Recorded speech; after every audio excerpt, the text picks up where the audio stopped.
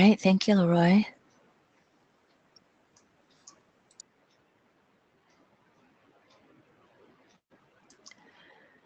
Welcome everyone to our nodal axis transit in Leo-Aquarius. You can see on your screen here that the North Node will move from Virgo to Leo. South Node will move from Pisces to Aquarius on May 9th, and they'll be there through November 6th of 2018. Before we get into tonight's information, though, first of all, those good old housekeeping slides.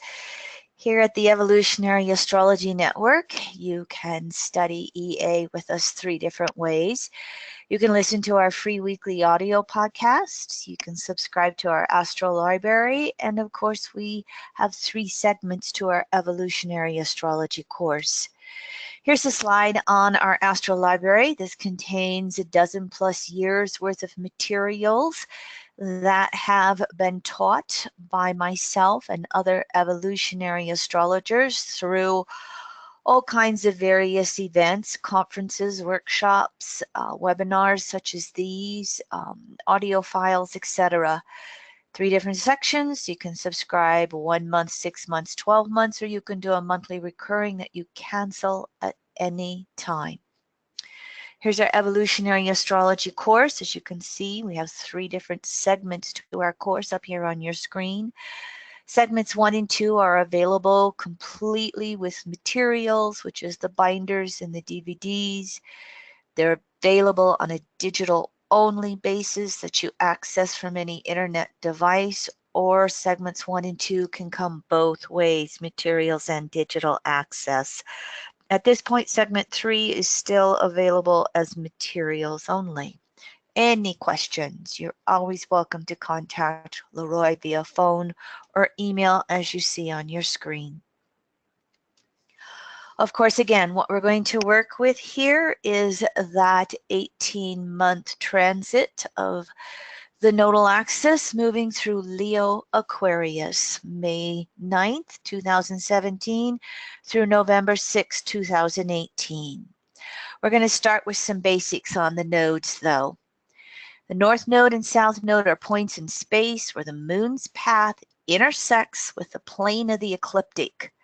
Now, the ecliptic looks like the sun moving around Earth from our Earth geocentric perspective, but the ecliptic is actually us moving around the sun.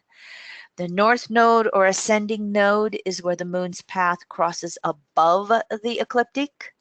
And then the South Node or descending node is where the moon's path crosses below the ecliptic. Here is a visual for you. As you can see, this circle right here in the middle is what appears to be the sun from here on Earth.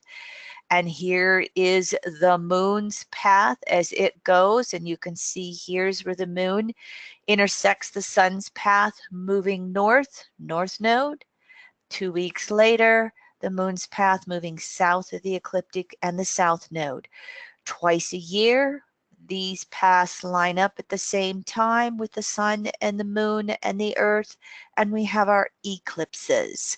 We'll have more on the eclipses towards the end of these PowerPoint slides. Now, the nodal axis precesses around the zodiac, which means it moves backwards through the zodiac. We're used to the planets going Aries, Taurus, Gemini, first, second, third house. Well, it goes Gemini, Taurus, Aries, third, second, first houses when it's the moon's path. It goes around the zodiac once every 16.5 years. Its revolution backwards signifies a return to universal source on a solar, sun, lunar, moon level. The nodal axis is moving backwards or retrograde as we call it 90% of the time. 10% of the time it goes direct. You can actually look at most of your printouts on your astrological charts And when you look at the planets, and if you see that little R with the X behind the planet, you were born with that planet retrograde. It will do the same thing with the North Node. It will tell you whether there's an R there or not. And if not, it means you were born with the nodes direct. I happen to have been born with the nodes direct, and I do agree with this right here. For me, it was kind of later in my life before my metaphysical world and what I do in the world really made sense and took off and came together for me. Now, the nodes will transit through each sign of the zodiac for approximately 18 months. It averages out to a daily mean motion 3 minutes of arc. And there are 60 minutes in a degree. There are 30 degrees in a sign, 360 degrees in the circle or the zodiac. So you can see 3 minutes of arc is not very much in regards to moving on a daily basis. The South Node is the soul's ego from the past. It is the accumulation of the emotional residues within the soul from all of its past lives, and that includes this lifetime. The South Node will represent security as it is already known. We know that past. Just think about your past from today, from last week, from the last 5 years. If you have any past life memories, you can think of back on those levels. The South Node will represent karma as well, and it can represent it on all 4 levels: physical, emotional, mental, and spiritual. Even though the South Node has a very strong emotional connotation because it's the South Node of the moon, the emotions, again, it will broadly encompass karma on all 4 of those levels. The South Node is a point of familiarity, both positive and negative. In other words, it can be our gifts, and it can be our Achilles heel, what trips us up. The South Node can also be a point of stagnation, where we cling to that past because of the security it represents. Now, the transiting South Node is going to be the leading edge of healing and releasing the past on an egoic or emotional conscious level. The North Node is the leading edge of development of the soul's ego in this life. In other words, it's our emotional growth, maturation, and evolution forward. It will represent insecurity, as the North Node is unknown, uncharted territory for most of us. There are exceptions when planets square the nodes. We're not going to cover that material tonight. The North Node is going to represent the Dharma, the dharmic responsibilities into the future, how we are emotionally moving and evolving our ego forward. It will give us a sense of destiny, a magnetic pull forward. It is the point of movement and change, and always wanting to develop ourselves. The transiting North Node then is going to be the leading edge of developing new egoic skills into the future on a conscious, egoic, or emotional level. The nodal axis together, the past or South Node and the future or North Node, are always in the tension of the present moment, which is always the moon. And so we can have the natal chart show us where our South Node is, our North Node is, and where our moon natally is by sign and house. That's going to be that emotional signature or egoic signature that we come in with this lifetime that we're trying to evolve. But we can also have it represented by the transits. In other words, as we move throughout our life, the past is always trying to shape the future in the present moment. And we can have a tendency to project that past forward for security reasons. And how we look at this, the past and future in the tension of the present moment. We can look where the transiting nodes are, which is what we're going to study tonight. Then, of course, the transiting moon, which changes signs of the zodiac once every 2.5 days, goes around the chart once every month. Again, that retrograde mean motion of the nodes represents progressively leaving the past behind and moving forward. Now, nodal axis aspects.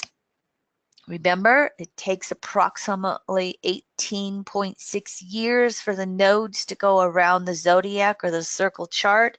That means that we will each have a nodal axis conjunction. North node conjunct natal north node, transiting south node conjunct natal south node. This will come along at these approximate ages, 19, 38, 57, 56. When we have a nodal axis return, it's going to signify the repeating themes of what we were born with. And it will emphasize an intention of letting go of the past and rebirthing into our future on an emotional level. And as you can see, by the chance of having more than one nodal return, if we make it into our elder years, it represents more than one chance to really have evolution on egoic and emotional level. We will also then have the transiting nodal axis oppose the natal nodes at these halfway points. For instance, approximately 9, 28, 47, 66. And this is where the transiting north node conjuncts south node, transiting south node conjuncts the natal north node. What we are looking at here with the opposition aspect is objectivity. The ability to almost be Aquarian and detach and objectify something, to look at it from a broader, different perspective. We will still be working to release the past, wherever that natal south node is, and move forward into the future, that natal north node. The transiting nodes are just going to bring in some greater objectivity to do that. And of course, we will also have the nodal axis square the natal nodes. That's going to be the tension of the squares. Frustration. Many times we'll feel pressure, feel squeezed, and will have us emotionally bursting out. And of course, you have to look at what side of the transiting nodes are making aspects to the natal nodes. What's a waxing square? What's a waning square? And then half a cycle later, it is just the opposite. It's a little more detailed than what we're going to work with tonight, but you can get the picture of how the transiting nodes continue to aspect the natal nodal axis throughout our life. And of course, with any of this, the conjunctions, the oppositions, and the squares, we can always get stuck and repeat the patterns and lessons. In other words, the ego desiring to be secure, sometimes at any cost, rather than emotionally evolving and moving forward. And the more we want to resist, the more we might create an evolutionary or emotional upset. We'll work on that tonight as we look at South Node in Aquarius. Now here's another real key for you to recognize relative to the transiting nodes. The transiting signs of the nodal axis will show the surface issues and lessons, what appears to be happening on the surface or in our outer world. The rulers of the transiting signs will show the deeper issues and lessons, what's actually going on the deepest lessons possible. Those deeper lessons are always going to relate back to the natal chart. So for instance, with this nodal axis transit, the north node in Leo is ruler Sun, You look where your sun is in your natal chart by house, sign, aspects. Those are the deeper egoic or emotional lessons you are evolving towards, moving through, maturing. The ruler of the south node in Aquarius is Uranus. So you can look where Uranus is in your natal chart by its position, house, sign, and aspects. And these are going to be the deeper issues, the deepest level of lessons that your ego from the past is working to release. So in other words, all of our egos are releasing through Uranus, ruler of Aquarius, and they are developing through the sun, ruler of Leo, over the next 18 months. Before we move into Leo-Aquarius, though, I'd like to just briefly review here. These are slides from a year and a half ago, kind of condensed down. I'm going to go through them quite quickly. Here are the dates that we have looked at. North Node Virgo, South Node Pisces. And as you can see with the North Node in Virgo, the ruler's Mercury. That's been the deeper issue moving us forward, the left brain conscious mind. South Node has been in Pisces. Its ruler Neptune has been the deeper egoic issues that we have been evolving through. For instance, here was one of my major phrases for the last 18 months. Ultimate freedom means ultimate responsibility. When we look at the South Node in Pisces, we can really get into victimization. And when we evolve that, we recognize that we're co-creators with the universe, with universal source. And when we realize that we're co-creators on the deepest levels possible, then we move into that ultimate freedom to do our work however it's necessary for us to do it. I use this as a Pisces mantra and cliche, but it works for the Virgo Pisces nodal axis as well. Both of these signs can be caught up in enslavement and imprisonment, literally in your traditional astrology. So ultimate freedom means ultimate responsibility. Pisces South Node, broadest level, surrendering any barrier preventing merging with universal source. Reflect upon how this has happened for you over the last 18 months. It also has brought about an egoic fear of losing control, because I will, my will, divine will, or letting go and letting God, Goddess, is some of the scariest work we'll ever do, even when we are desiring to spiritualize. So that South Node in Pisces over the last 18 months would bring cycles of disappointments, letdown, depression, reality checks, confusion, alienation, disassociation, imprisonments. It has also had us either re-imprinting or releasing old cycles of victimization, feeling powerless.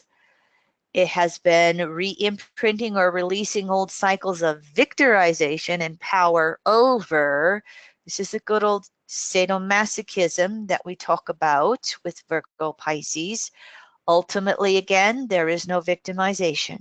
Recognizing on an egoic level how I will, my will, divine will, what would you know, what would you have me do, source? And that will lead us to holding healthy boundaries, Pisces and Virgo. What's my work to do and what's not my work to do? It will lead us towards that Virgo lesson of realizing we are here to exhaust the separating desire and desires as the path to align our personal will with divine will.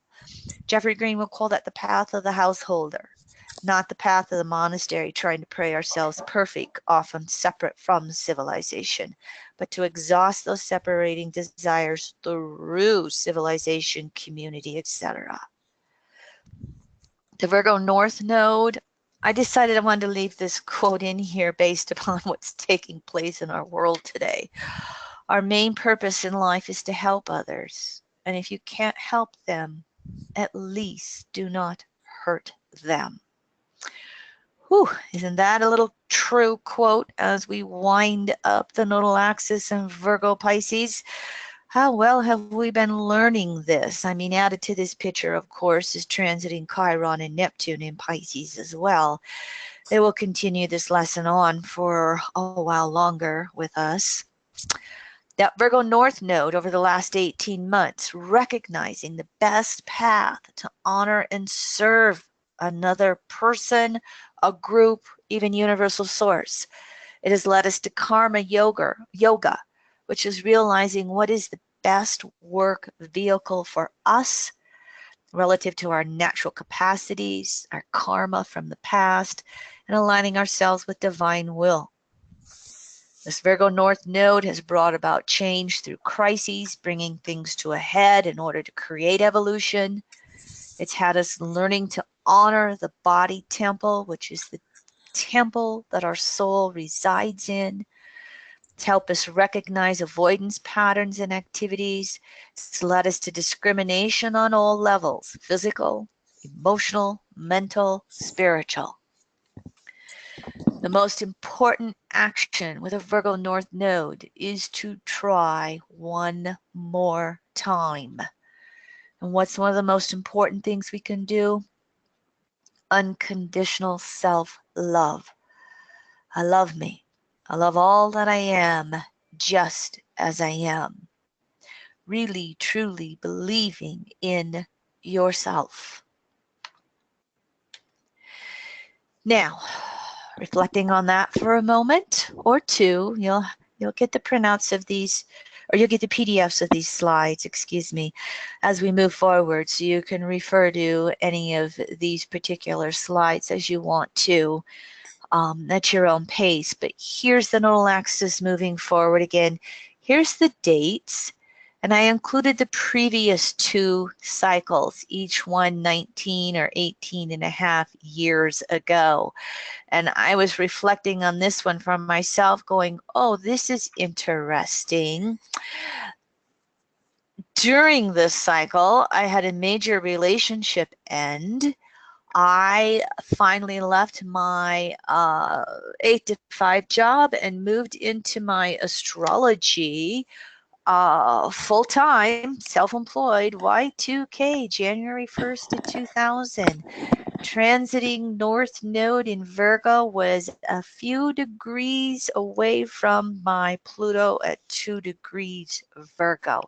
So there was a North Node over my natal Pluto, really energizing my soul to take that Virgonian leap into the future, transiting North Node with my karma yoga, the work for me to do. Just a little simple example, transiting North Node, again, over my natal Pluto at 2 degrees Virgo, early 2000. Now, one more reminder, with the transiting North Node in Leo, the ruler's the sun. This archetype in your chart is where you're really working to move forward egoically. Transiting South Node in Aquarius with its ruler Uranus, here is the egoic and emotional past where you're working to let go on the deepest levels possible. South Node in Aquarius, I'm going to have a little more water than I can typically do. So excuse me, I'm going to take a drink just for a moment.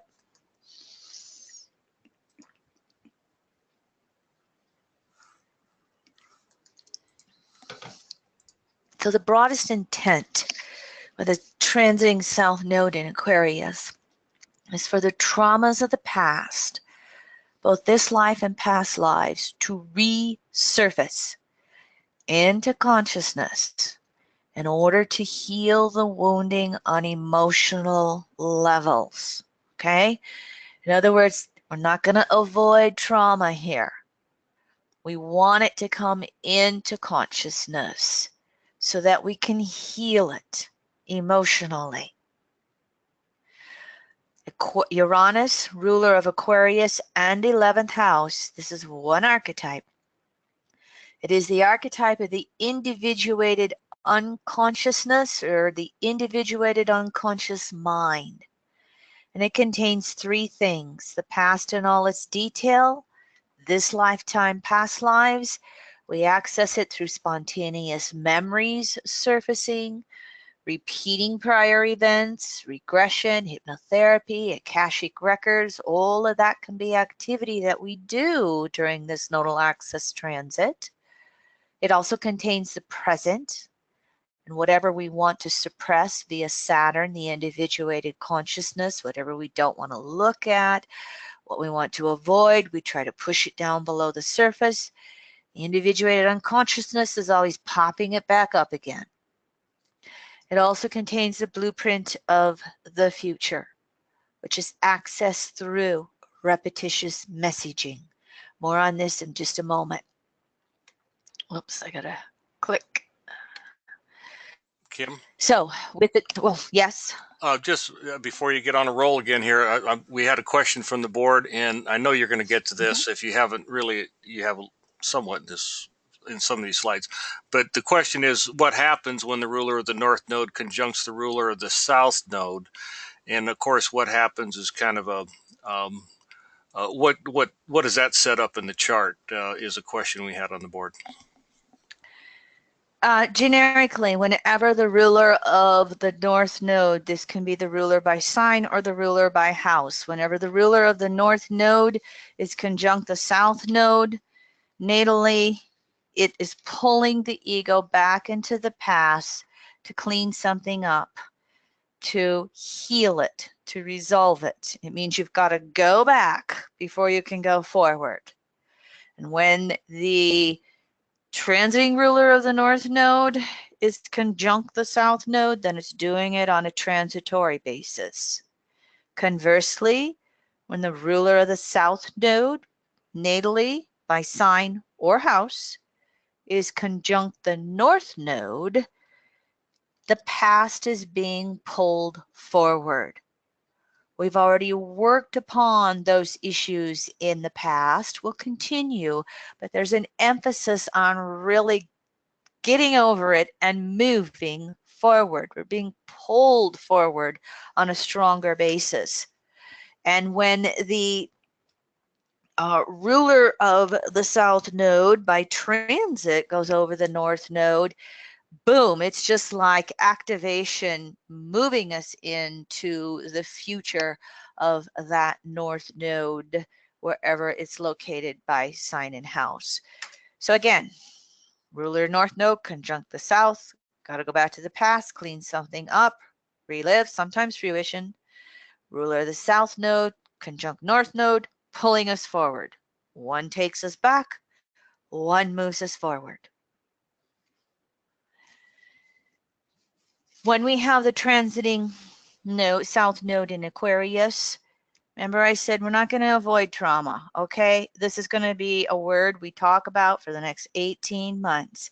So sometimes we're going to have traumas that are going to be remembered. Remember, we're going to have a spontaneous memory. We might choose to do regression or hypnotherapy. Sometimes we're going to re-experience the trauma. We're going to relive it. And the purpose of reliving it is, as you see on your screen, so that we can detach and objectify, why is this happening? What is it I'm to learn here? What is it I'm to evolve, change, do differently? We can also have new traumas that might be experienced for the first time. And what happens if this is the case, and this is the South transiting South Node, okay, it will trigger all kinds of emotional experiences from our past. A new trauma will also experience all of the old traumas. So again, remembering, re-experiencing, experiencing, however the trauma happens, is to detach from it. You know how when something shocking happens, it like the car accident goes in slow motion, you know, the lover's breaking up with you and, you know, you are just in another space and time. That is actually the Aquarian detachment taking place. And what happens in our patriarchal distorted world is that we just get stuck in the trauma. we don't really teach ourselves tools. Okay, why is this happening? What does this mean? Process through this. You know, we don't have a societal structure that has a deeper understanding of this and processes through it. Let me give you an example. As we go back to ancient ways and we were having some shifting of matriarchal to patriarchal principles, but they weren't all the way through. In matriarchal times, when there was something traumatic, the whole tribe would gather together to help the traumatized one heal. The shamans would come in to help them heal, whether it would be with plant substances or it would be with nurturing, healings of physical wounds, you know, music, the burning fires. I mean, all kinds of tools that we would have. They even would, like, as they started going into the war with the crossover from matriarchy to patriarchy, after a war there would be this ritual called cleansing of the sword. So they would physically clean the swords and try to cleanse all of the energy from it, but they'd also do energetic cleanses, and that would be a natural way to try and move through the trauma. What we have a tendency to do is get stuck in it. More on this later. But again, intention of trauma. Detach, objectify the why. Why this memory? Why this event? And then this helps us to break free from the trauma. Uranus Aquarius 11th house archetype is also about breaking free from consensus conditionings and liberating on a soul basis. And we do this individually as individual souls, and we do this as collective groups of people. Now, when a trauma happens, this may or may not be the case, breaking free and liberating. It will depend upon our emotional security patterns and trauma. Were we raised with enough emotional self-reliance that we can heal from this and move on? Or were we raised with enough emotional woundedness or insecurity that it just triggers it all over again? And when that's the case, it creates that famous thing that we call PTSD, post-traumatic stress disorder. Nobody recognized that as a symptom until 9/11, when we went to war in Iraq and Afghanistan. That's when we finally started bringing PTSD into the news as an actual disorder that happens to those who go to war and, come back. They come back and going, what are we doing? And some of them are fractured enough that they don't heal from this. This is a re-imprinting of trauma all over again. Pray for peace. Transiting South Node in Aquarius with some of the leadership and nationalistic stuff we have going on with transiting Pluto in Capricorn. We could have individual and collective trauma re-experienced and experienced in some major ways if we don't keep level heads through this nodal axis transit.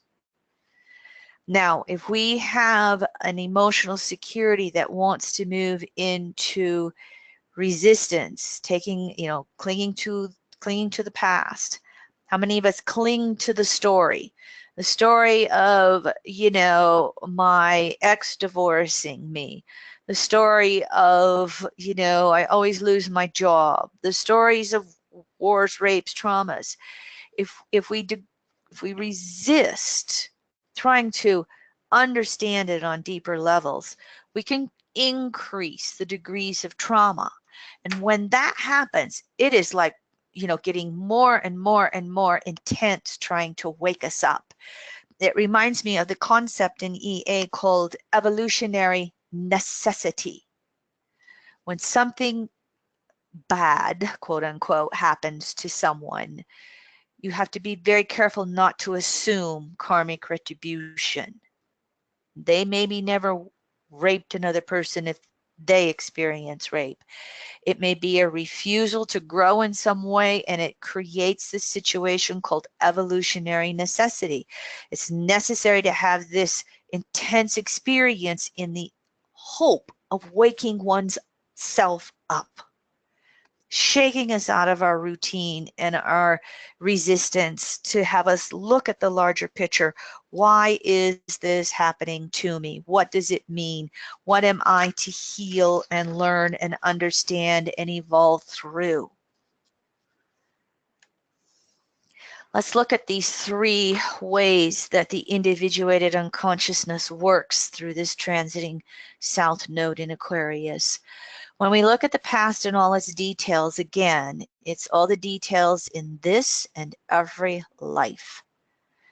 And these past life details can continue to have an effect upon us unconsciously, both in our present life and as we are moving forward into the future. So the memories popping up, the re-experiencing of patterns, is to try and again have us wake up to see how this pattern affects us, and it then will allow us to address it, to heal it on emotional levels, which allows the ego and the soul to break free and then to individualize, which is that North Node in Leo. Now, this trauma from the past not only exists individually, it exists collectively. You can see these examples on your screen.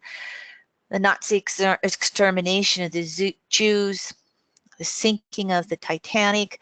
When we had the Titanic, let's see if I can remember this correctly.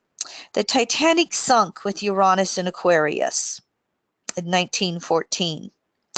And 84 years later, which would have been 1997, 98, anybody remember the movie Titanic with Kate Winslet and Leo, what's his name, DiCaprio?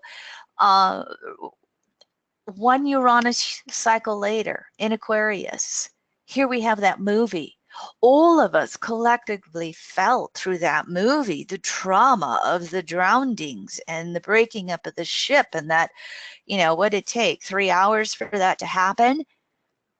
That's collective trauma on an unconscious level, and on a conscious level, remembering it through this movie. And by the way, they said that if the Titanic would have hit the iceberg head on, it would not have sunk the ship. Imagine the trauma the builders and the captain and a few others had, knowing this or recognizing this in the various ways. Who of us wasn't traumatized last November in the US? And of course, all the refugees. And, you can have small groups. We recently had a house fire in a community next to ours, and 5 children under the age of 11 lost their lives. The whole community was traumatized through that, and bless the community, they went through some various rituals to help with the healing for the community.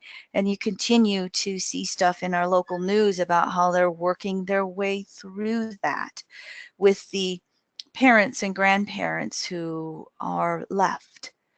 So we will also have then groups of people that have been traumatized together that will reincarnate together to collectively heal mass traumas, which are sometimes called contagions.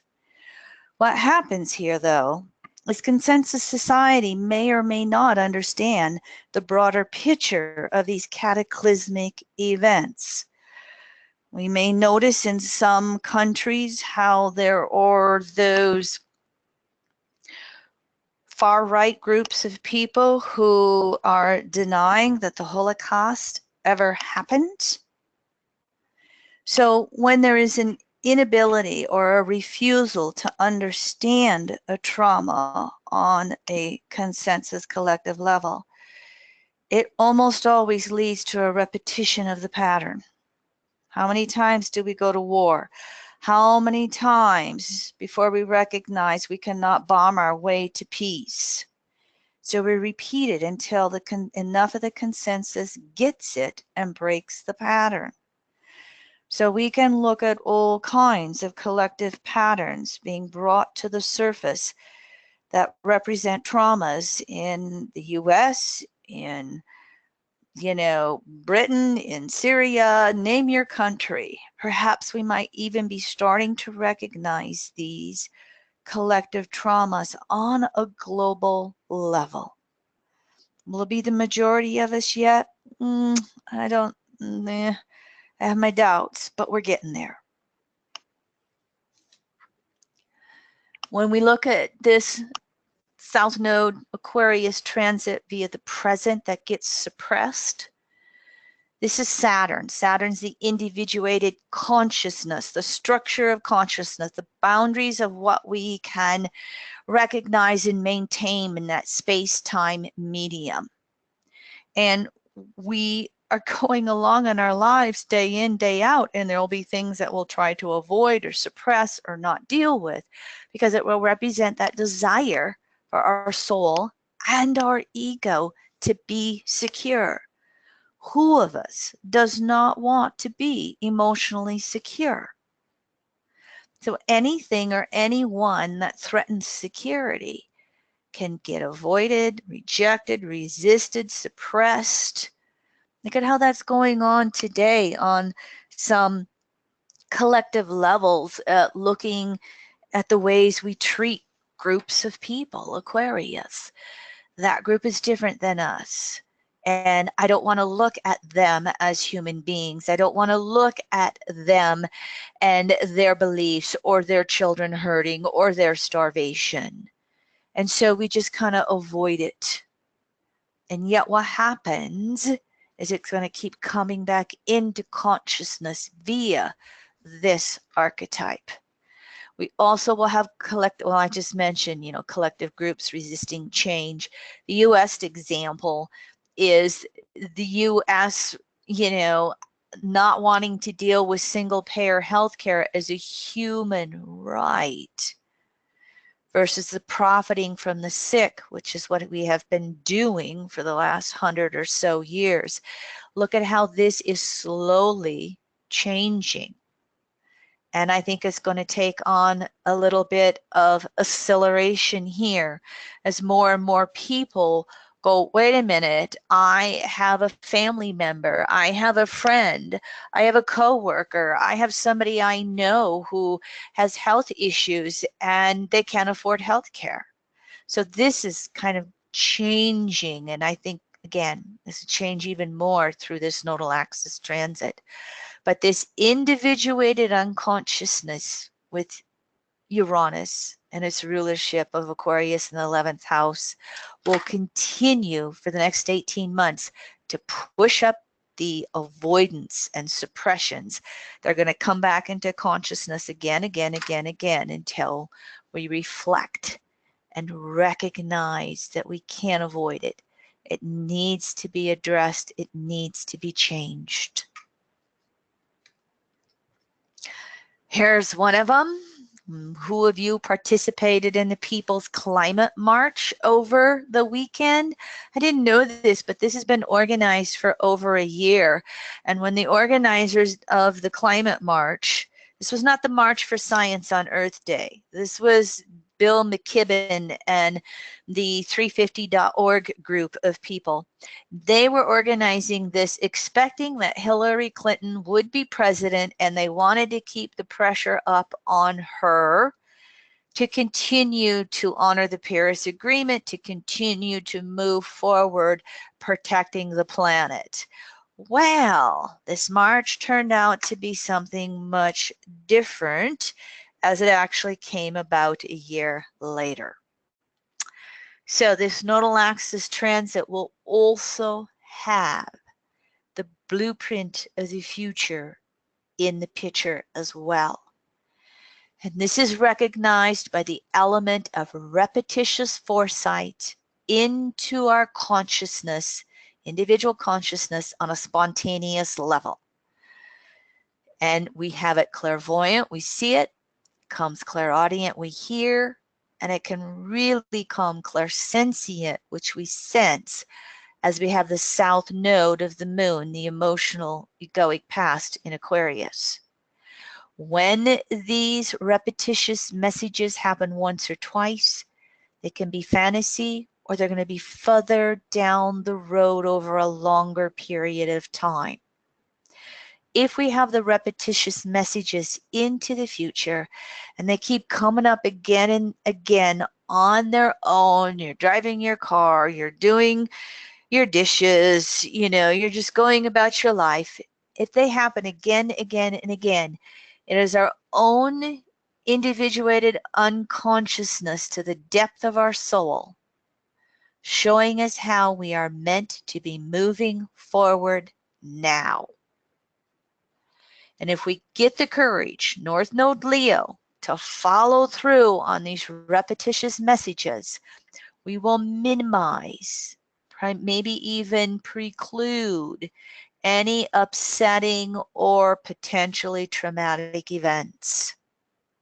However, this is not the easiest thing to do, especially when these blueprints of the future threaten our current security. It can be, I don't like this job, but it pays the bills, and we keep getting that future-orientated message and see ourselves doing something else. Move forward, or you could see yourself getting the pink slip.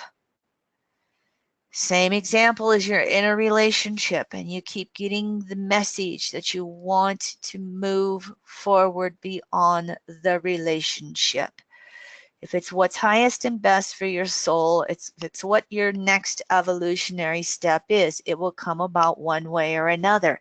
And when we don't pay attention to these Uranian messages, they will appear to come at us from the outside. And sometimes if we really reflect inwardly, we will see that it was coming. We were getting the message. We chose to ignore it. Over these next 18 months, whatever repetitive messages you get in any one of these three ways, do your best to honor that movement forward. Do your best to find that North Node in Leo courage to act. I gotta take another drink again, sorry.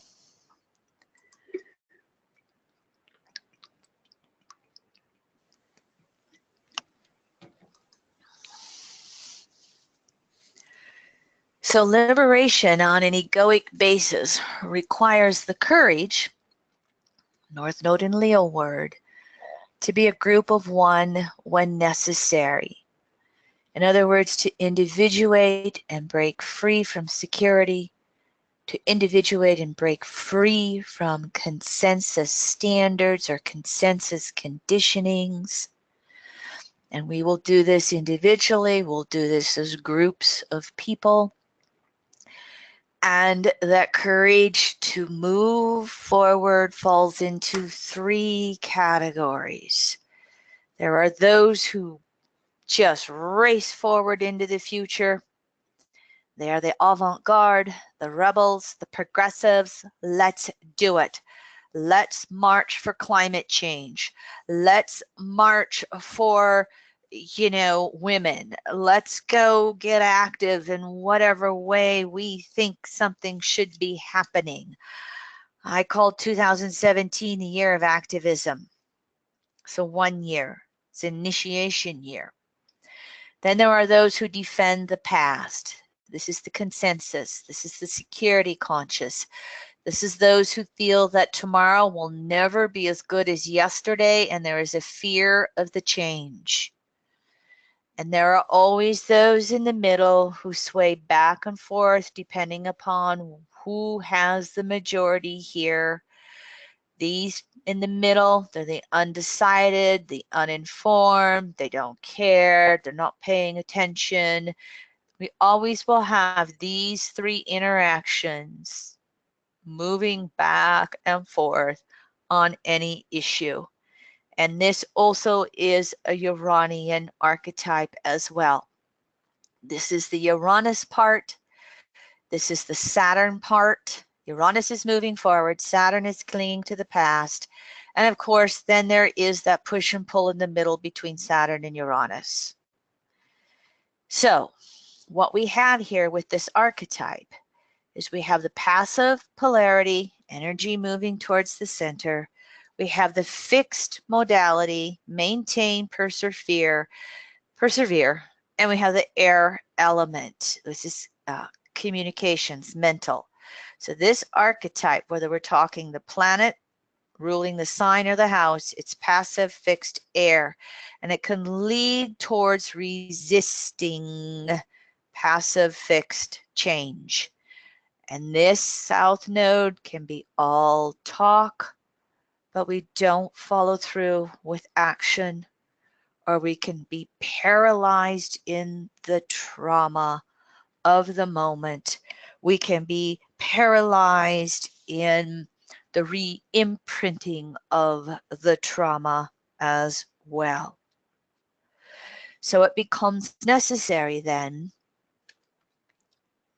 to, oops, I forget when I'm mute, I gotta click twice. It becomes necessary then to really be able to activate this North Node transit in Leo. Here we're looking at Sun in its rulership of Leo and or fifth house as an archetype that is passive fixed fire. So we still have that passive or fixed energy here, but fire is the element of spirit. It is that spark of life force, and it will lead us to sensing North Node on an emotional level, whatever our desires are, to create, to be, to do, to exist, to break free from the traumas and the resistance from the past, the paralysis of being stuck in the past. This is going to be the difference between a south node in the air element, all talk, no action, and a north node in the fire element. I gotta do something. I can only talk about it so much. I gotta follow it through with action. So what are the emotional juices moving us forward? And so emotional evolution is going to be the courage to create and live life regardless of the past, to move through the emotional wounds of the past and recognize that every soul has a unique creative spark to contribute to the evolution of humanity. I survived because the fire inside me burned brighter than the fire around me. And credits sagegoddess.com.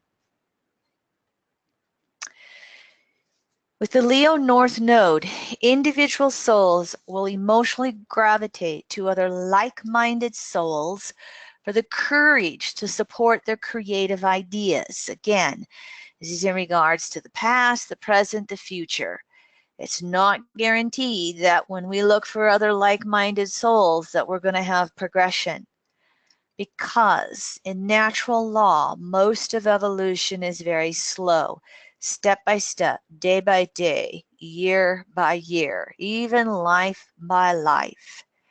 And it gets interspersed with what we will call cataclysmic evolution. And this is when an evolutionary force or forces overcome resisting force or forces.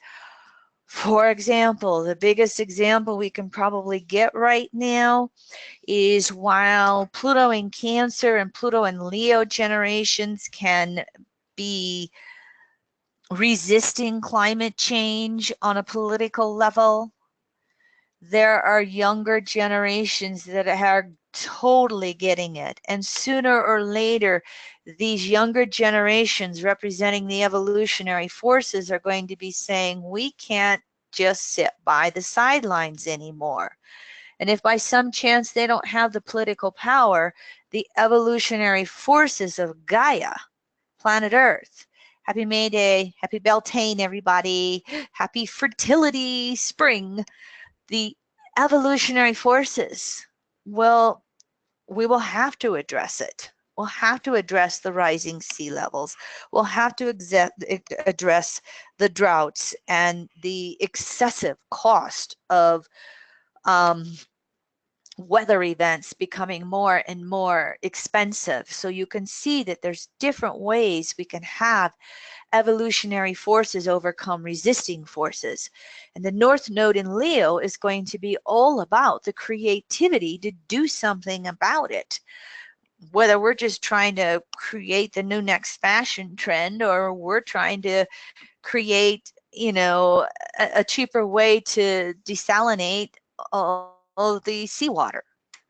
Now, what we have here with this nodal axis is we have that fixed modality, which is Taurus, Leo, Scorpio, Aquarius. And the fixed modality, mode of action is modality. There's a tendency to build up the energy. We've got to maintain, persevere. So it builds up until there's cataclysms. So while most of evolution is slow, step by step, the, excuse my burp, the fixed modality can be resisting, and that resistance builds up pressure and creates cataclysms. And so here again, traumatic things if the effort to understand the change is not made. So this North Node in Leo, the courage to create, the courage to love, the courage to change, the courage to do it differently. The intent is also to emotionally self-heal and self-love. In other words, the emotional maturation process. So when understanding the past is avoided or suppressed, many of the traumas from the past can be projected forward. And when this happens, we're going to bring up all the distortions of Leo moving forward. Emotional insecurity, the dramas, the acting out, the narcissism of I've got to be the center of attention in order, to feel loved. The starving artist syndrome.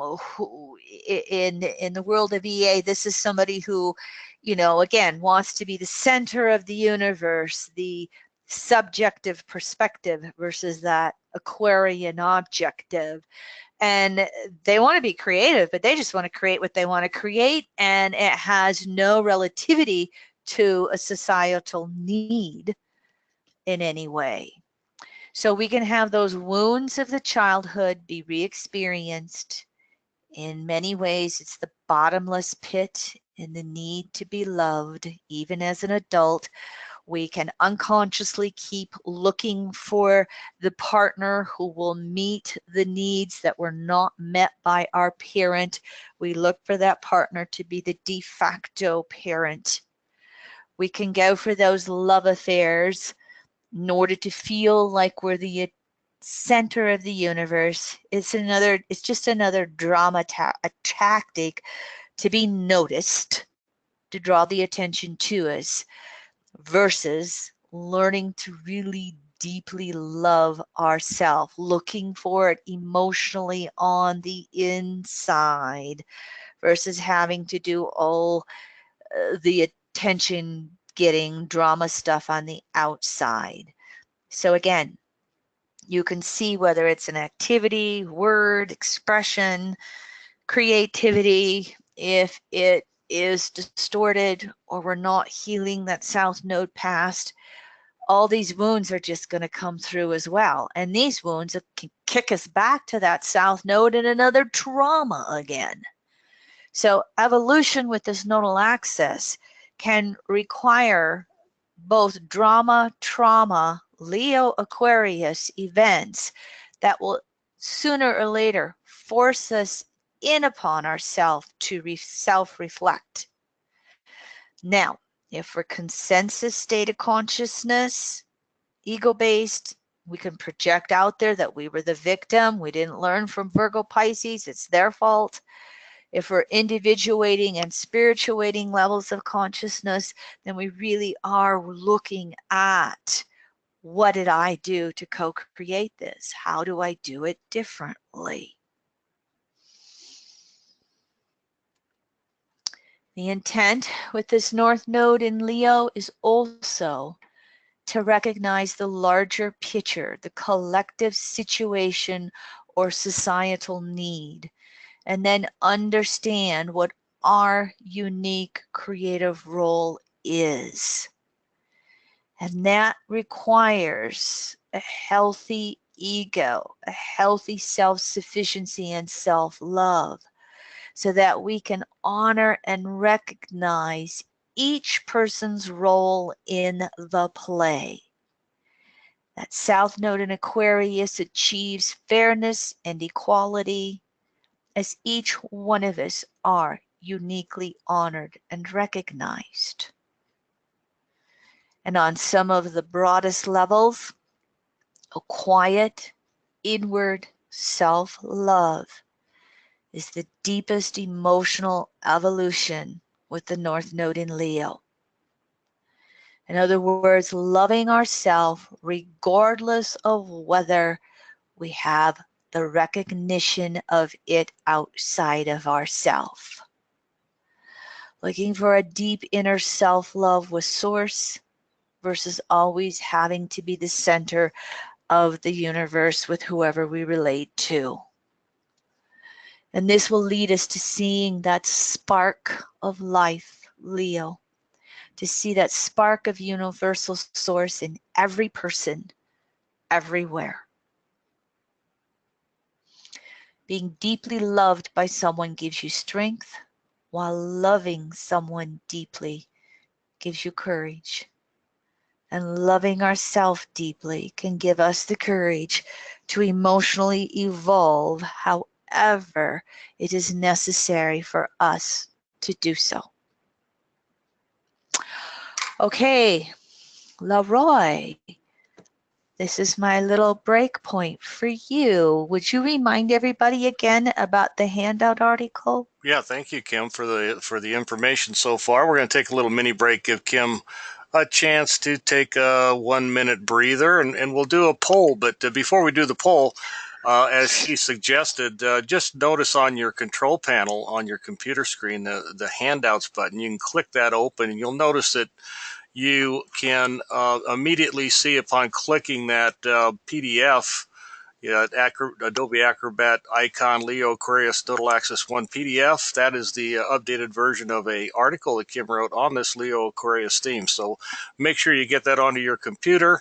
That's a freebie, kind of a pay it forward from EAN, and it'll just kind of augment the information that you're getting here on the webinar. Also to know that the PDF of this webinar broadcast is going to be included free. That'll actually show up a day after this tomorrow sometime. Kim, you're gonna have to mute yourself, please.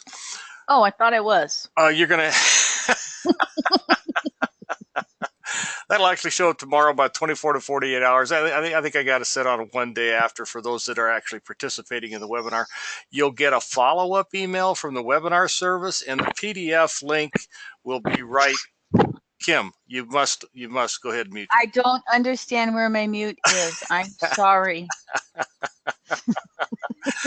It is the little microphone that needs to turn red on your screen, not green.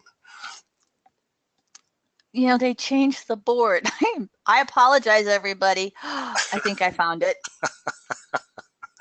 All right, well, we're all learning about this new webinar format. But anyways, some more information coming. The PDF will be in that follow-up email from the webinar service. Be looking for that. So for now, I'm just going to go ahead and open up this poll, and you'll see it magically appear on your screen, and we'll just ask you to go ahead and click the correct answer.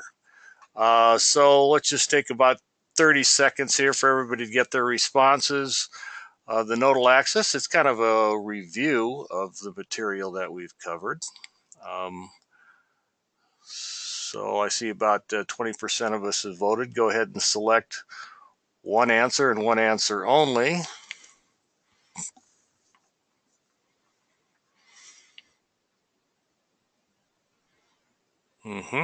Okay, interesting. Yeah, I kind of get a real-time broadcast about percentages on the totals. Okay, so all right, so we appreciate that. I'm going to go ahead and close the poll now. Thanks for your responses. This is a good interactive way to kind of review some of the material, and we'll see where we're at here.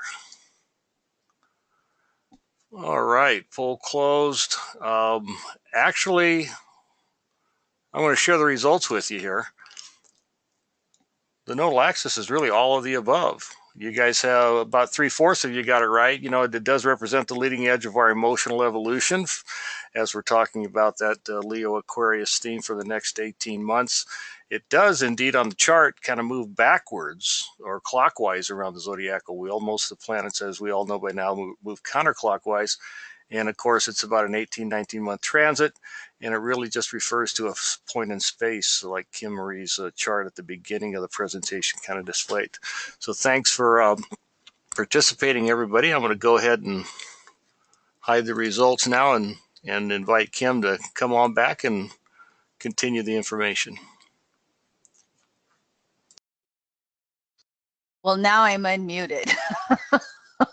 Apologies, everybody.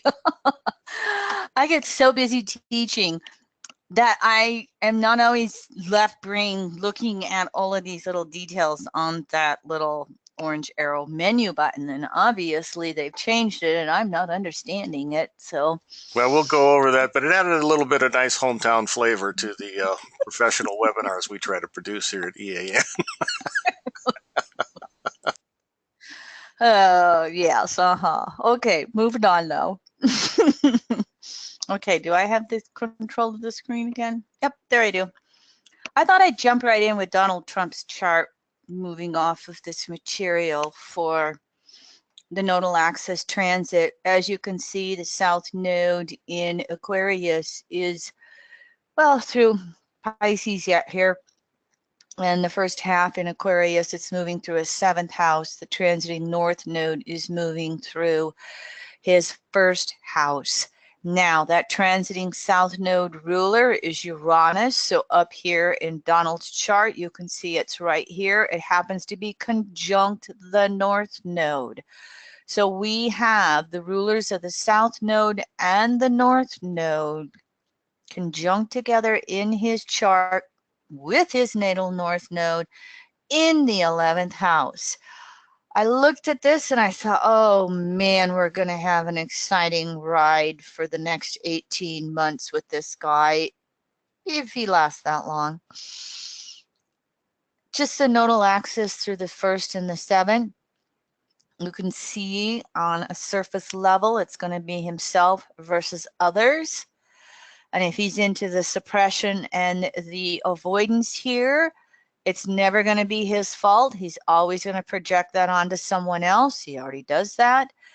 It's going to be issues with individual other people in relationship, 1st, 7th. Because he is the ruler of a country, it's going to be relationship issues with country to country and him to country.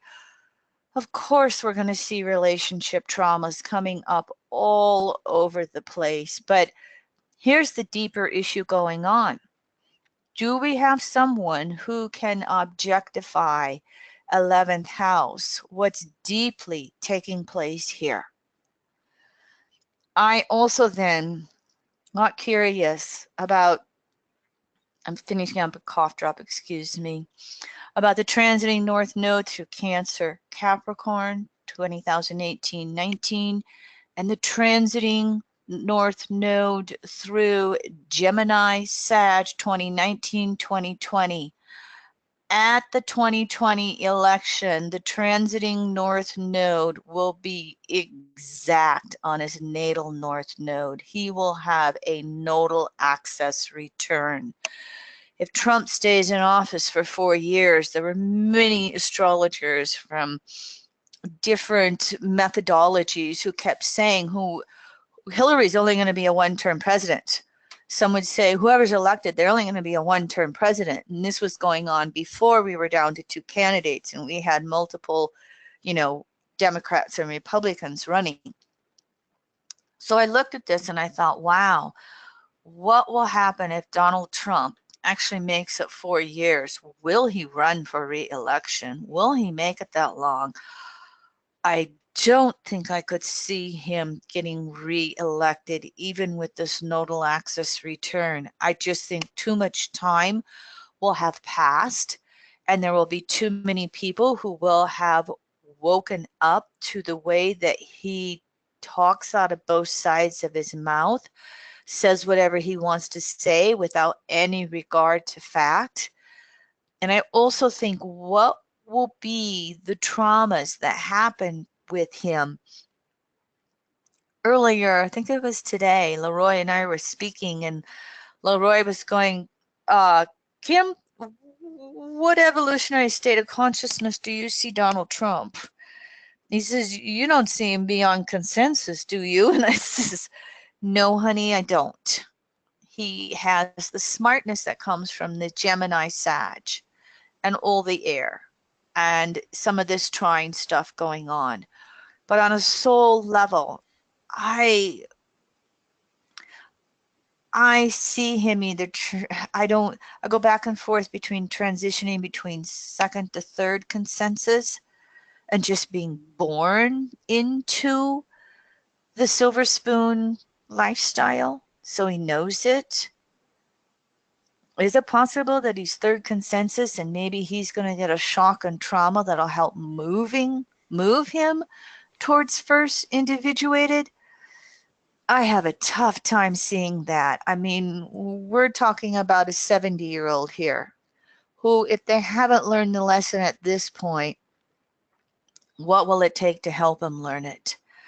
It's how many shock and traumas will this take for him with these 2 planets conjunct the North Node, his emotional evolution, in order to move him towards objectivity, in order to help him.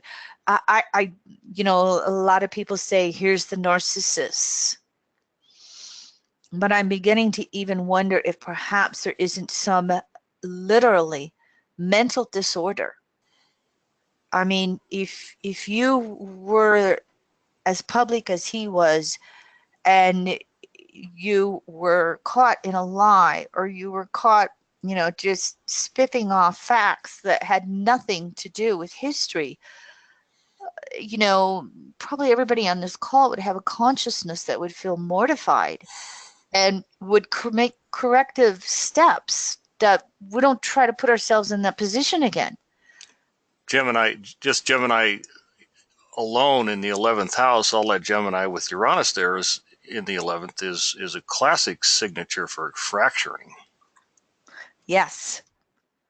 And it's a classic signature for saying, if one thing doesn't say, it's digging the hole. It's saying this, saying that, and then digging into your lie and just stubbornly, 11th house, fixed air, stubbornly clinging to your version of the facts, regardless of what reality, Sagittarius, Saturn might be. So I don't know. I get a little concerned looking at this chart. And will he have that ability to self-reflect? Because the transiting nodes in the first house, the surface issue is being able to reflect about himself and his actions.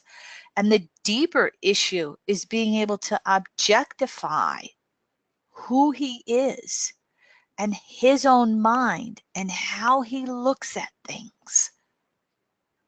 I don't know if I see that objectivity being able to come through, which will then intensify the outer surface feedback from everybody, which he can resist even listening to.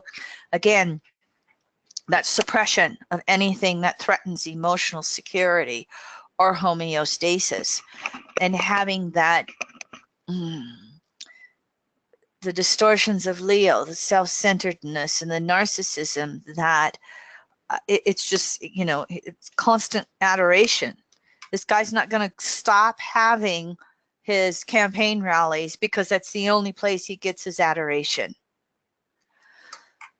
It's going to be interesting watching this. And the other thing that I wanted to show you is these are the eclipses from the first time we have one in Leo, which was last August, to the last one in Leo-Aquarius, which is going to be 2019. So the eclipses can, you know, stretch on either side of the sign that they're in. Every single one of these eclipses that I've highlighted in red are activating Donald Trump's chart with his Leo-Aquarius planets. And of course, we'll speak to this total solar eclipse in the US here coming in August.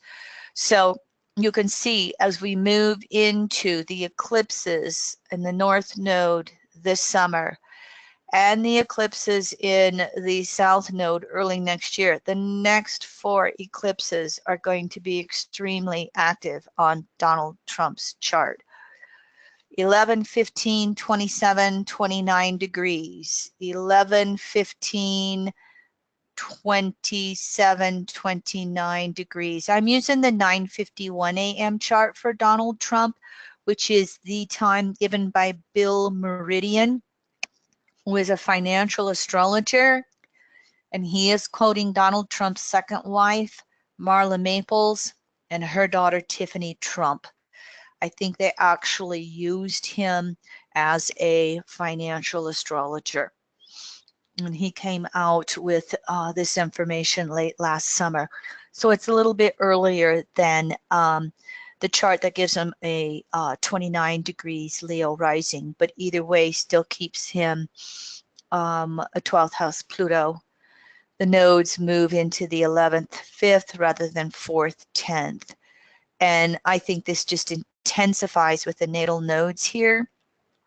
It intensifies the narcissism and the 5th house, the elitism, 11th house, another distortion of Aquarius and 11th house is the like-mindedness that turns into inequality, better than, less than, elitism.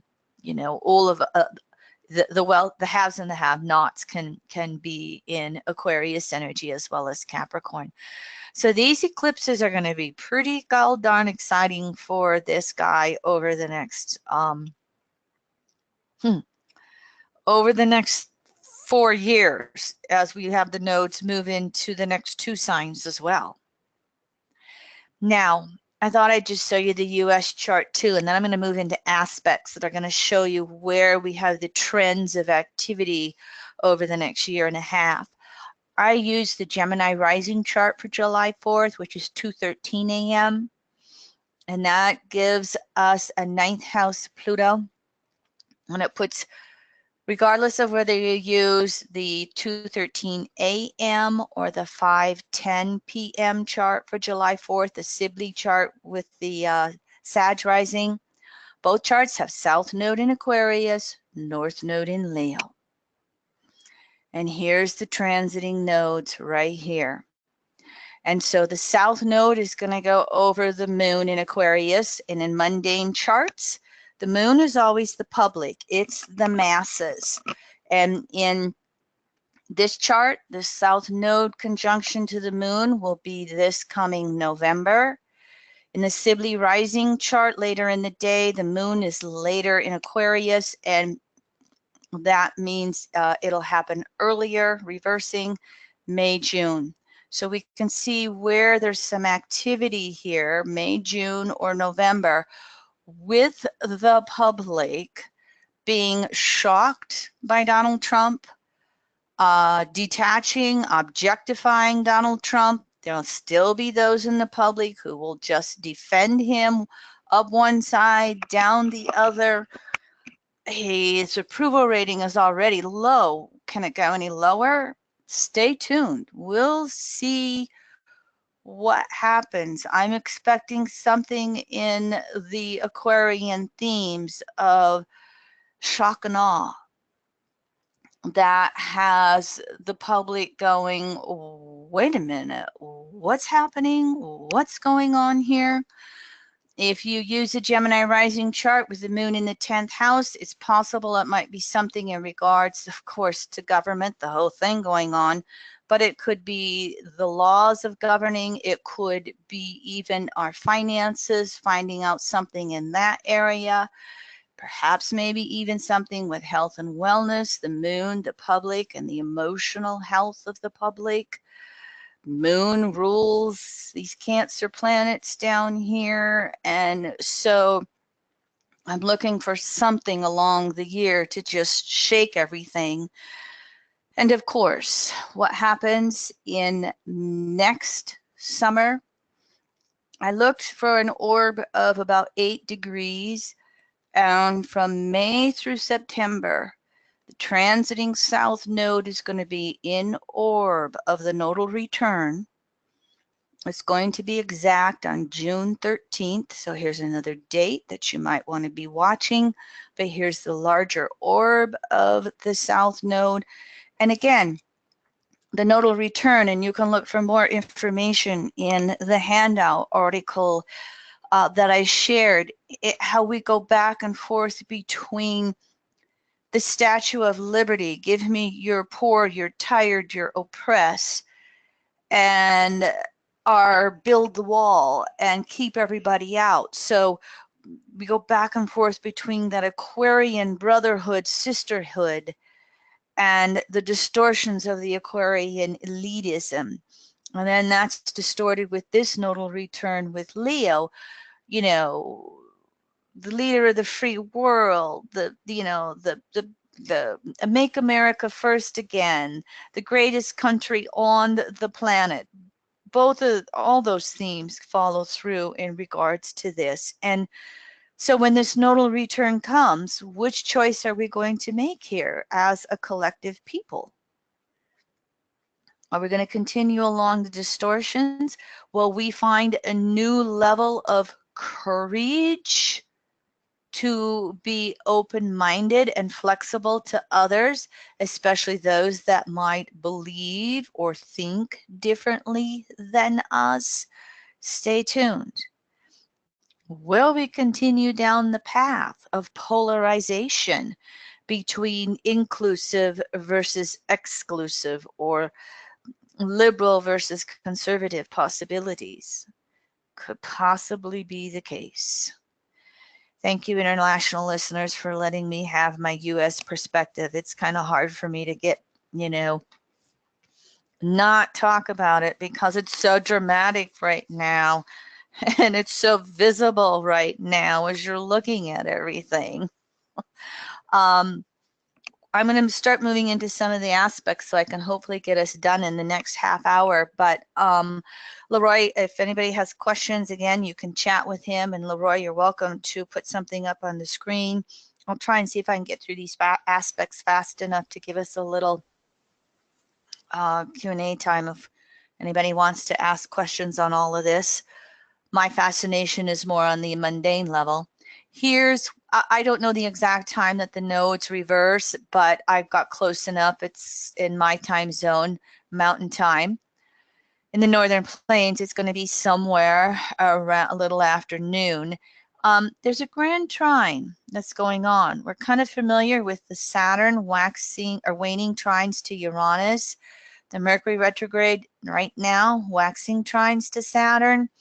The truth versus lies, all the excitability going on, people feeling the Mercury retrograde, uncertainty and excitement. And as these nodes over the next couple of weeks move into Leo-Aquarius, even though this is a trine, it's a trine in fire signs. The excitability is not going to lessen.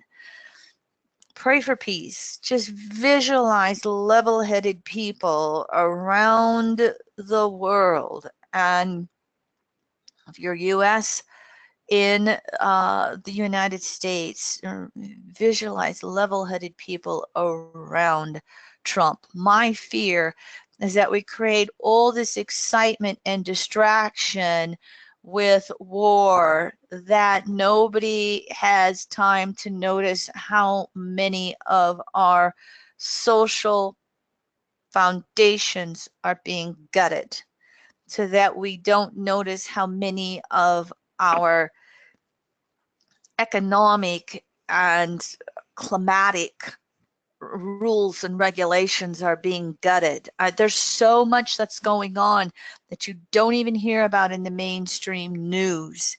They're passing a law. It's passed the House. They're trying to get it through the Senate. It's called RRA, and I can't forget the name of it, but it's about regulation accountability. And it's making sure that any policy or regulation is as cheap as possible for corporations, like clean water, clean air, etc. And then having government, which is the taxpayer, pay for the funding of the possibility of any alternative regulation other than the cheapest one. In other words, they're moving all of the expenses for rules and regulations to keep us protected as citizens away from the corporation and onto our taxpayer back. I was shocked when I read that. There's been nothing in the news about it, and it's already passed through the House and working its way through the Senate. I can't remember what it's called. Its initials were RRA, Regulation, Rules, Accountability, something like that. That is the fire sign. Say one thing, do another. Create excitability while you don't recognize what's going on. The nodal axis, here are its aspects with Pluto. You can see it right here. We have the North Node making a waning in conjunct to Pluto, or excuse me, waxing in conjunct to Pluto, the 150 degree. And from Neptune, it is the waning in conjunct. And so it creates this yod that's in effect over the course of this fall and early next year. And yods are adjustments. And I looked at that and I went, well, what about me? Because this is so much below the surface here with these two planets. So there's going to be a lot about individual versus collective adjustments, adjusting our beliefs, the individual versus the plutocrat. Who do you trust? What motivates you? I think it follows the theme that I was almost saying earlier. There's a deeper cycle. The plutocrats and the Neptunian subterfuge, or whatever that word is, wool over your eyes, neglect, avoidance. And over here, who's noticing?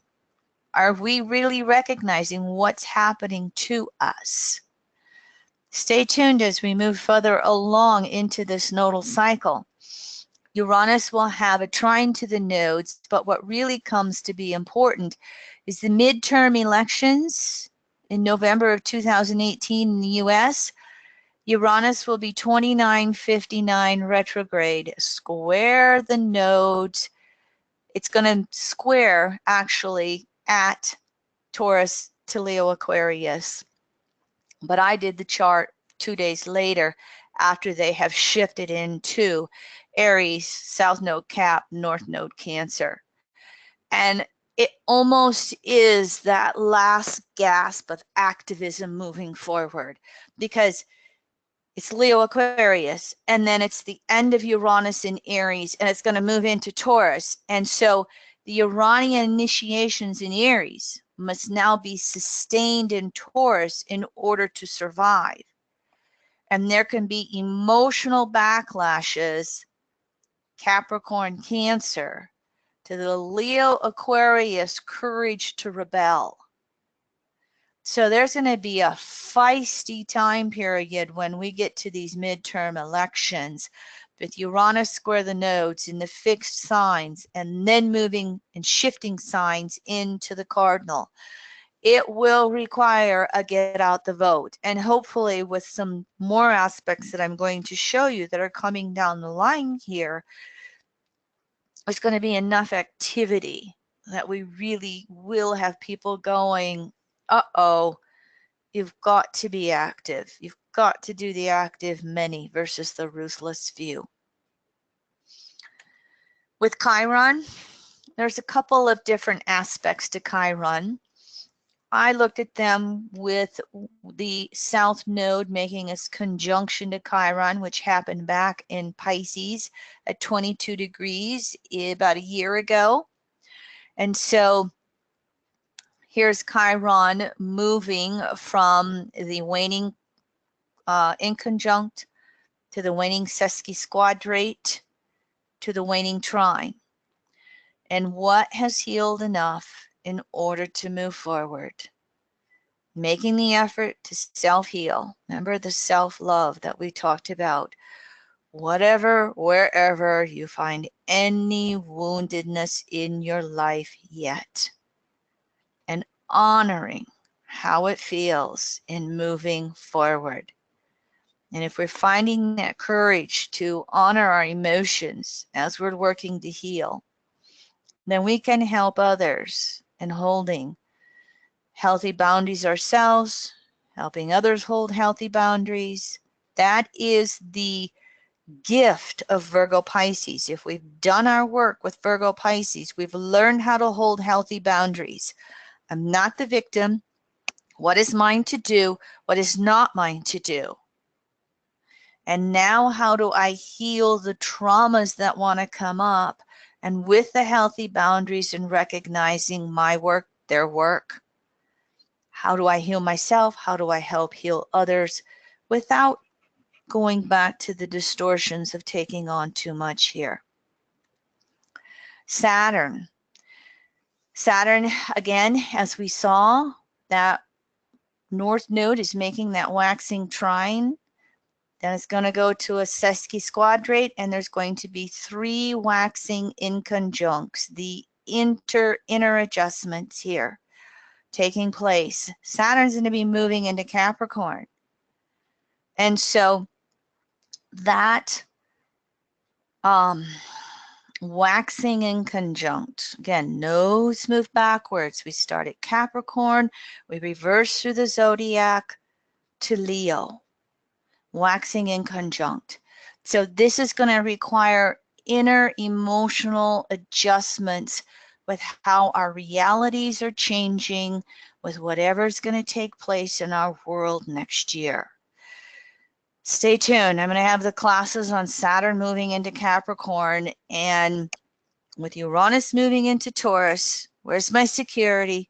And Saturn moving into Capricorn, it is going to take this Leo-Aquarius nodal axis to motivate us to move forward. I was prepping for this, I'm going, oh gosh, thank goodness we've got Leo-Aquarius. You know, we might get traumatized, but you know, we've got our collective like-minded souls to go, okay, time to act, time to act. What are we going to do next? And also, I require the courage to break free from consensus conditionings that Saturn in its own sign is going to want to have. So this is going to impinge upon that ability to be a group of one and to take on any leadership roles. Leadership is both Aquarius and Leo. To take on any leadership roles in any messages telling us to move forward. And of course, there's going to be resistance to any progress from the consensus who wants to cling to the past and hold their security. The nodal axis and Jupiter. Probably what is most notable here is the fact that Jupiter is going to have a square to the nodes the end of this year. As I started looking at this, though, what I realized, I went to the wide orb for the square. The nodes will be in orb to squaring Jupiter from November of 2017 through August of 2018. In other words, Jupiter's retrograde cycle once a year, every 4 months, is going to come the beginning of next year, and it's just going to move it into that literal square, and then its retrograde cycle will bring it closer and closer and closer back to the square. It's going to be an orb. So there's going to be a questioning of truth here. What is the truth? And, you know, as we know, Jupiter is going to go into Scorpio in October, and all the time it's in this square orb, it's going to be moving through Scorpio. So we're going to have security buttons pushed as various parties, Leo-Aquarius, the groups, seek to have the control. Fixed signs again. Fixed modality. I want security. So we're going to want control. And this is going to happen individually in our world. You know, we can have partners wanting to control resources, or we can have resource upsets. You know, Jupiter's transit through Scorpio is going to intensify the relationship lessons if we didn't learn it through Libra. And it will intensify resource lessons, especially resources that we share. It can bring the, you know, big old divorce. It can bring the, you know, abandonment and betrayals of trust. And so all that stuff is going to get stirred up through this nodal axis transit here and be tense throughout, you know, the first half to 2/3 of 2018. Remember, we talked about those traumas with Jupiter squared to the nodes. We can have these traumas re-imprinted around resources and relationships. There can be all kinds of financial situations revealed on a collective level. Some of them good, some of them bad. Who's been paying attention to the tax bill that they're trying to get through Congress? And it's nothing but a tax break for the ultra rich. The economists on both sides, conservative and liberal, have said never in the history of tax breaks has it created enough of a prosperity of increased jobs and etc. to close the debt. So these kind of issues will still be revealed here. I do see this having, again, a real strong impact on many people personally if they don't have good resource and financial foundations in intimate relationships. Squares are not always bad, but they bring that that tension that we have to change. And as we look at this transit going on, it will behoove all of us, because it's transiting nodes square, transiting Jupiter, so it's happening to all of us throughout the first part of next year. It behooves all of us to really pay attention to resource issues, whether it's money or it's actual resources themselves. And where's the fairness between myself, Leo, and others, Aquarius? Yeah. Really searching for truth, trusting intuition here. Now, I had to throw this slide in because I just wanted to put the truth out there, Jupiter. I was one of those people who thought, and I am, with the movement to get away from representative democracy, the electoral college, and get to direct democracy, one person, one vote. This is an example of what happened last November in the US. California, 39 million people. Wyoming, maybe almost 600,000 people. California, 55 electoral votes, Wyoming, 3.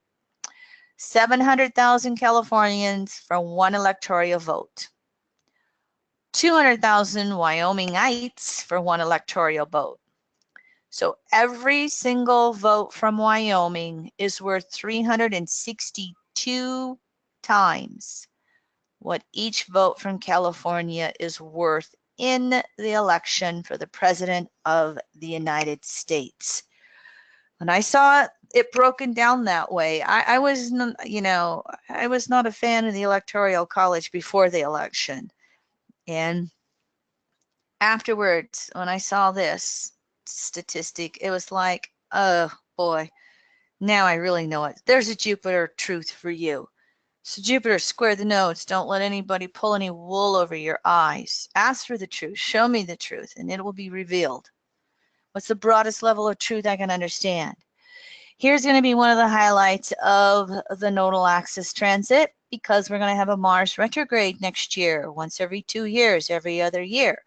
The next retrograde cycle for Mars, June 26th to August 27th, 2018, starts at 9 Aquarius all the way back to 28 degrees Capricorn. And what happens during that time period?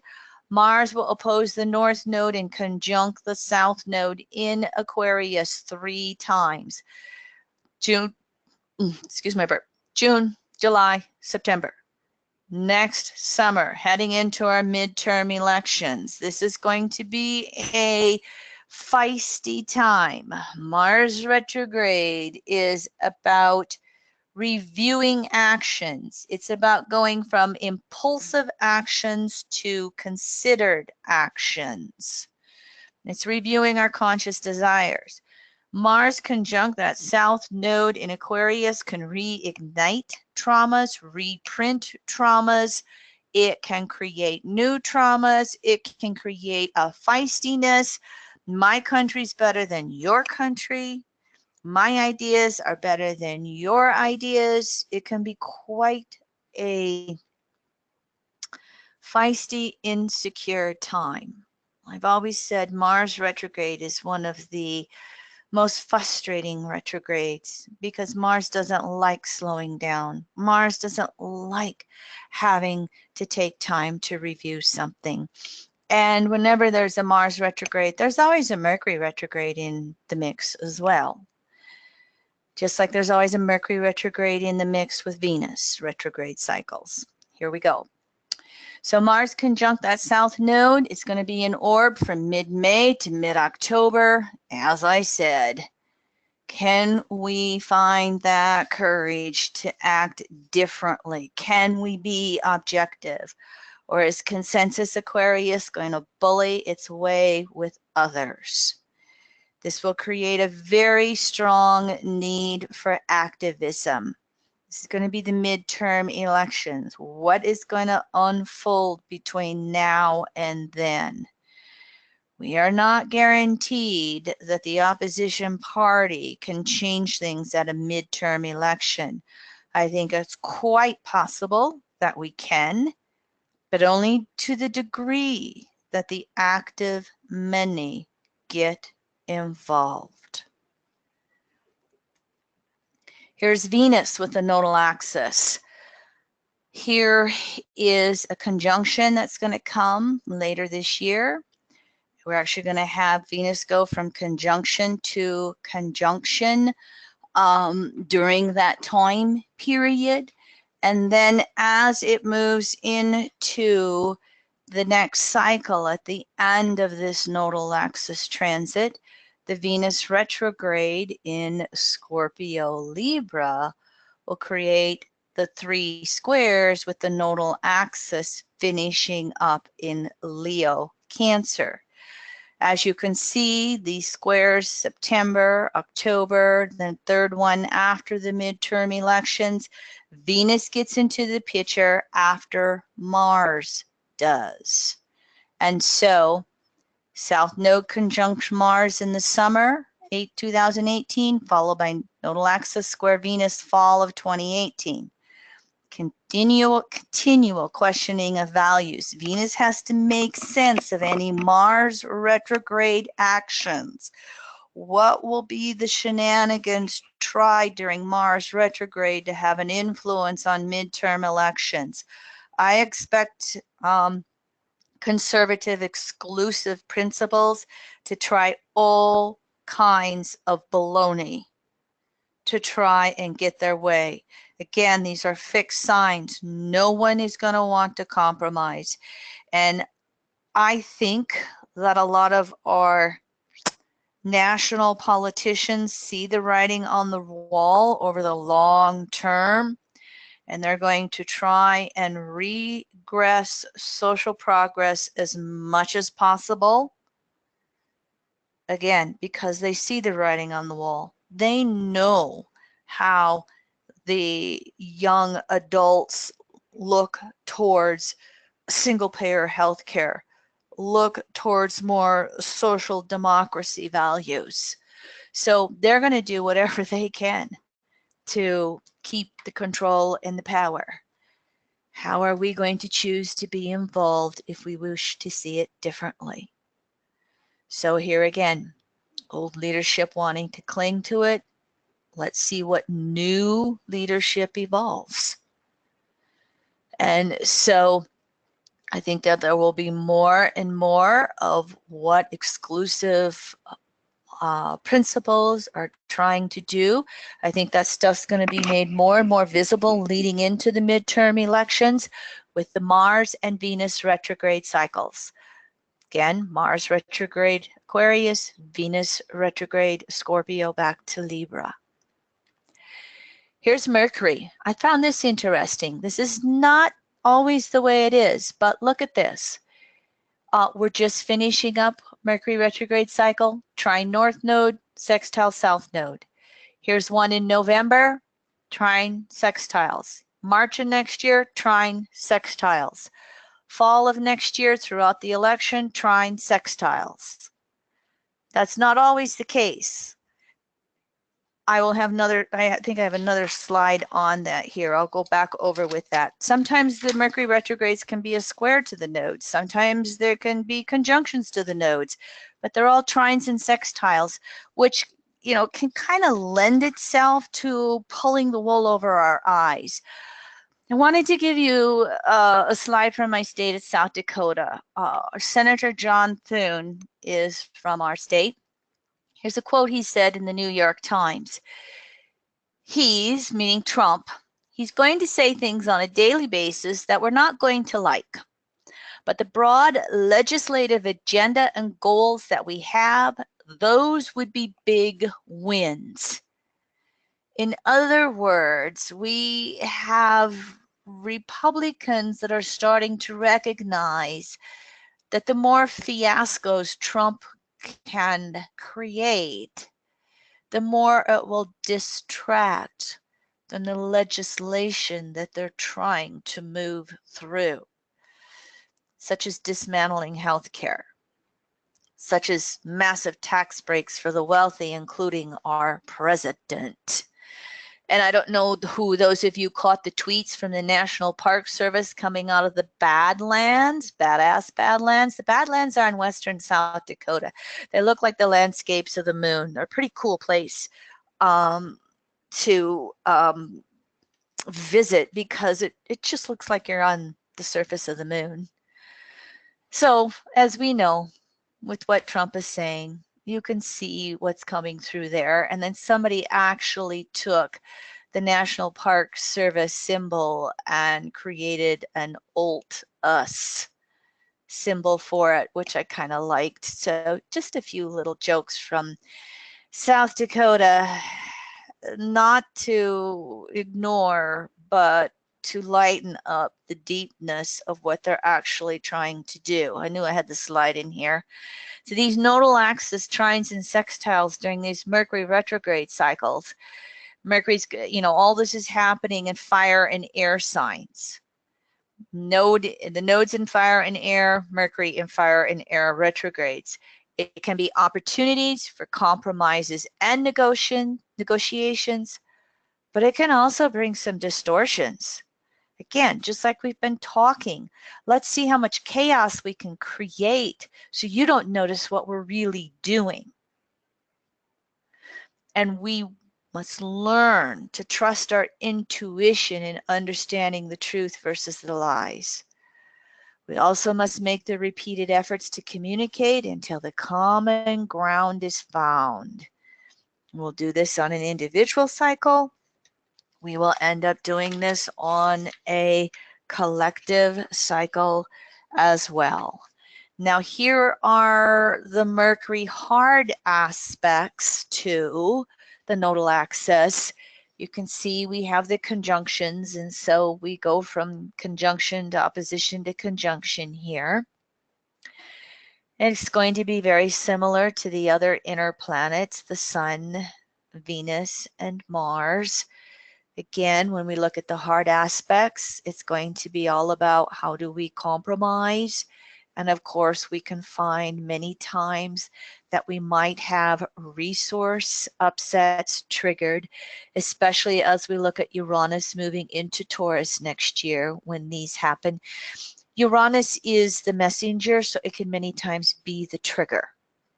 And it can be that with regardless of a nice, easy, soft trine sextile aspect, but it can really be that with the hard aspects that take place. Now here's the inner planets all together. What we are going to find is throughout the summer, all 4 inner planets conjunct the North Node. This is really some, again, courage to move forward. How do we move forward on whatever's important to us individually? How is our creativity going to rebirth over this summer? How is our activism going to be creative on collective levels? Oppositions will come early next year. This is when these inner planets will conjunct the south nodes. Might be another one of those time periods for reigniting some of these traumas. And so, of course, then moving forward, we come to the Mars opposition cycle here, while the inner planets make another conjunction. So can you kind of get the sense that things are going to heat up through 2018? We also have Uranus moving into Taurus, upsets with resources. We have Chiron moving into Aries.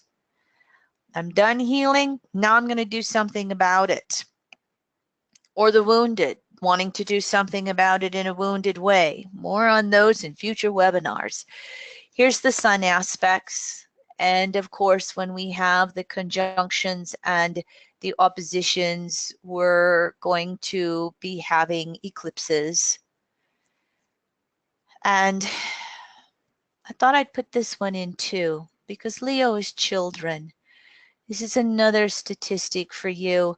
This is the child poverty rate going from Norway, Finland, Denmark, up through a lot of England. Look at the US. And this is applying the same statistical standards in a uniform way. And I know this is recent. This is within the last 3-4 months that I came across this one for you. So much for North Node in Leo, greatest country on earth, huh? There's going to be some Aquarian objectivity to come through, hopefully, as we look at that nodal return.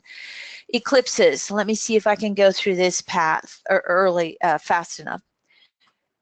Again, Earth, Sun, Moon on the same plane. The sun is 400 times larger than the moon, but the moon is 400 times closer to Earth. And so that's how they can appear to be the same size when we look at them visually from Earth. Solar eclipses, 18-degree band on either side of the nodal axis, visible for a 90-mile wide path. Not a very wide path.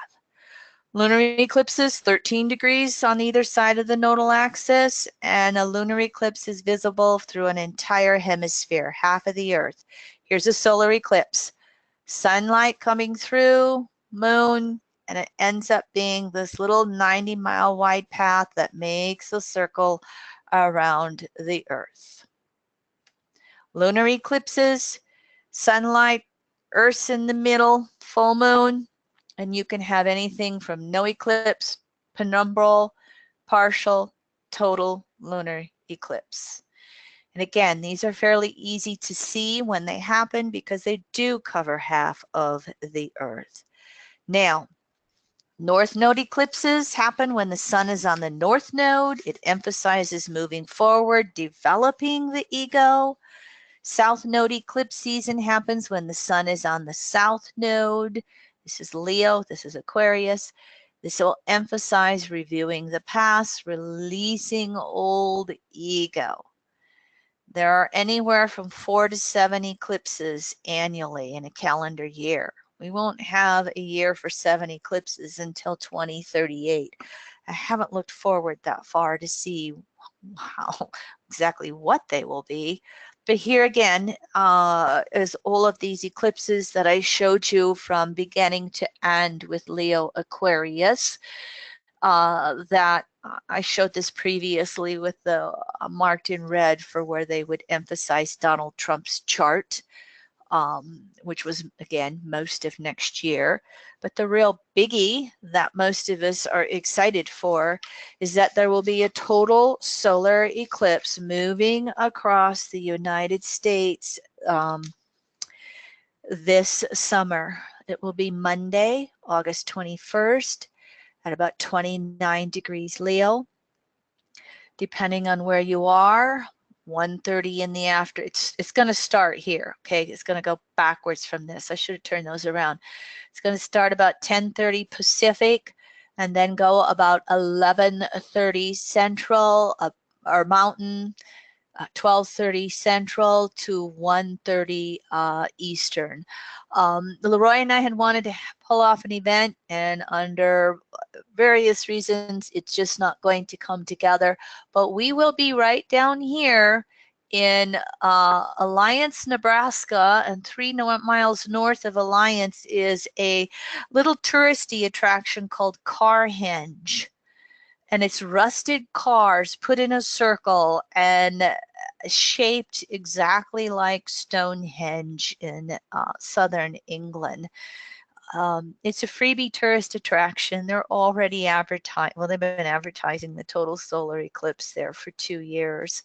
So you can look at this and see, if you're in the US, where it works best for you to travel to see the eclipse.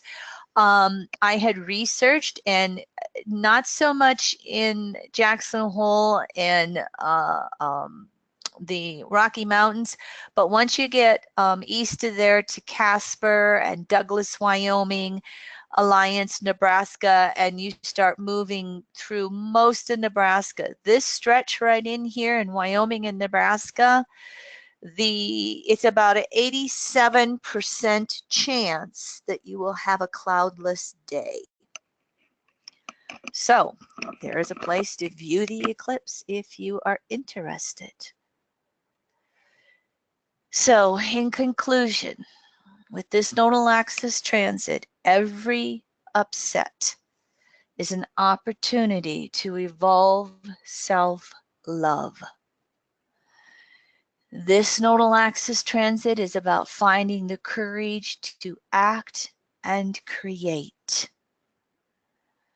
2018, which will be a 2-year security foundation, will be busy with Mars retrograde, conjunct the South Node, Node square Jupiter, Venus square the nodes, the eclipse across the US, the Uranus ingress into Taurus. It will be busy. It is not going to slow down from 2017. The Virgo Pisces energy kind of had us just wanting to cocoon and, maybe just go off and meditate or, go to the club. This nodal axis transit says, get off your duff and do something, or you're just going to be stuck even worse. So the big issue is, how are you going to be involved on planet Earth? This is about recognizing the humanity of all global citizens. It will be about standing up to resource equity for all citizens. We have more refugees. I don't remember the statistic. I can't remember how long, but we've got something like 65 million refugees on planet Earth right now. And we have 3 countries in Africa that are in a huge humanitarian crisis of starvation due to human actions. So this is about the act of many overcoming the ruthless few. How will you choose to be involved? Okay, I'm a full 2 hours getting through material. I'm going to have a little bit of a break this summer, but as you can look at your screen, we've got a couple of free Mercury retrogrades coming up. Jupiter in Scorpio, I always do a 2-part series. Saturn in Capricorn, I do a 5-part series. And then 2018, I haven't quite decided how I'm going to address Uranus in Taurus and Chiron in Aries, but it will be a multi-part series. Stay tuned. All right, this is the final slide. Questions, comments, or are you all full? I think you covered plenty. I think you covered plenty, honey. Okay. All right. You able to address any questions on the board? Yeah, we did okay. And you did cover a lot of the. There was one question about a generic overview for the nodal axis aspecting different planets, but you covered that in the middle of the presentation.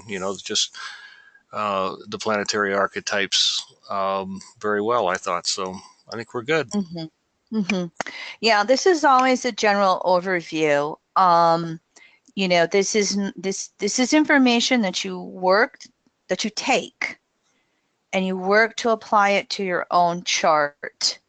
And I address transit to a transit. And, if you're a beginner, it's not going to be as easy to extrapolate that to your natal chart. As you move along your studies with evolutionary astrology, eventually you can take some of the nodal axis transits to a planetary archetype and start to extrapolate that. So thank you for understanding that if I applied the nodal axis transit to natal planets, this would become a 10-hour webinar. And I'll be a little selfish though, because I'm kind of intuiting that there's several people on this call have that Chiron Uranus opposition, Kim. mm-hmm. And of course that the nodes are just going to go right across that here, and just they're within orb. Can you give us a quick read on that? Yeah, there were something like 46 or 47 Chiron Uranus oppositions in about 3, I think it's 3 or 4 polarities. I've got the notes, but I don't have it the folder open right now. And so it just, on a collective level, what it means is that over, we'll go through this during the Chiron and Aries workshops next year, but Chiron has a 51-year cycle, and 2/3 of that cycle is spent in 4 signs of the zodiac: Aquarius, Pisces, Aries, Taurus. And so you can just see whereabouts you are. I, in 1957, have Chiron in Aquarius opposing the Uranus in Leo. So there are, multiple Pluto generations that have Chiron Uranus oppositions. And so with the nodal axis here and the south node transiting through Aquarius, those of us who have the Chiron Uranus oppositions, it's even more emphasized that our traumas are going to resurface in order to be healed. And transiting Chiron, finishing up Pisces, you should be doing the healing for the last, 7 years. Chiron ran into Pisces, I think, in 2010. If I'm correct, don't quote me. And so anyway, you should have been working upon your healing your wounds with Chiron and Pisces. And when Chiron now moves into Aries, it is time to let it go. It becomes your firepower. It becomes your firepower. It's time to become the healer. And so as this nodal axis transit, activates your natal Uranus signatures. Okay, one more layer coming up. What do I do? One more layer coming up. How do I heal it? One more layer. How do I move through that fluffing wound and create my life regardless?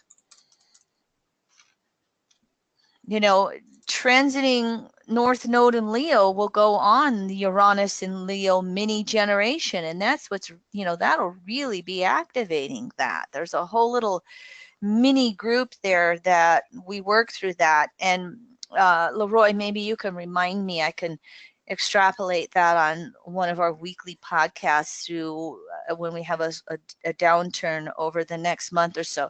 As a matter of fact, I'm going to make a post-it note right now to talk about the Chiron Uranus oppositions with the nodes in Leo-Aquarius. Okay, writing my note right now at the same time. It just is really going to help us make the trauma pattern even more conscious. But the question becomes, what are you going to do about it? What are you going to do about the wound? What are you going to do about the trauma pattern? Action, action, action, action, and especially with that fixed modality where we want to get stuck. That North Node Leonian courage to move, to act, to create, however the messaging comes through for us. And one final question, Kim, for somebody that must have come a little late to the webinar, but the significance of a nodal return briefly. Letting go and starting over on an emotional level, bringing old emotional patterns to conclusion and rebirthing them on a more mature level. And look at the archetypes of the signs and houses. Yeah. Of the signs and houses. We went over the archetypes of the signs here. You can go back over the slides when you get the PDFs. You marry that up with the archetypes of the house that the South Node in Aquarius is in and the North Node in Leo house blend. And again, it's death and rebirth on an emotional, egoic level. It is an emotional maturation signature. All right, well, that's good. Good. I just want to remind everybody, be looking for the PDF in that follow-up email from the webinar service. Now, you'll see the link to the PDF. It'll have all the audio and video links on the first page of that PDF. You can have the slides available for printout. Hope you're seeing a lot of value in these forecasting webinars for everybody. So appreciate your time tonight. I guess I'll let Kim close. Thank you very much, everyone, and I will see you on a future webinar. All the best in healing your traumas and finding the courage to love yourself and create a storm in the world of inclusiveness. Thanks, everyone.